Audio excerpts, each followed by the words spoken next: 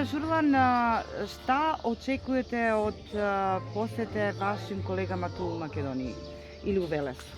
Ja bih prvenstveno da se zahvalim kolegama iz Makedonije i predsjedniku svih učeničkih domova Makedonije, gospodinu Arsovskom, koji nam je učinio izuzetnu čast i pozvao nas ovdje da vidimo kako se sprovode igre i svečanosti ovdje kod vas u Makedoniji, kako učenici to sve prihvataju i da zajedničkim snagama i dogovorima sa ostalim direktorima iz regiona, iz bivše Republike Jugoslavije i ostalih zemalja u regionu, napravimo jedan veliki projekat gdje bismo mogli da učestvujemo svi zajedno, baš kako i vi to radite ovdje u Makedoniji. Dolazite iz Kragujevca, vaš dom je veliki?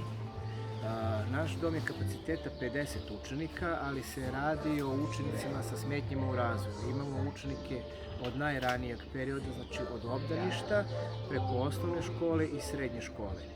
Smatramo da i oni treba da budu ravnopravni članovi i da isto tako učestvuju sa svojim vršnjacima kako bi se što bolje sprovela i implementirala inkluzija. Bitno je to da ste voljni da napravite nešto zajedničko, da svi učestvujete. Jel se to može uraditi u skoro vreme?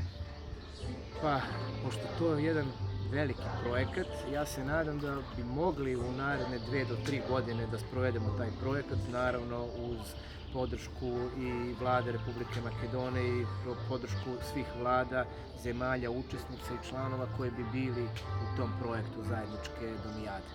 Hvala vam.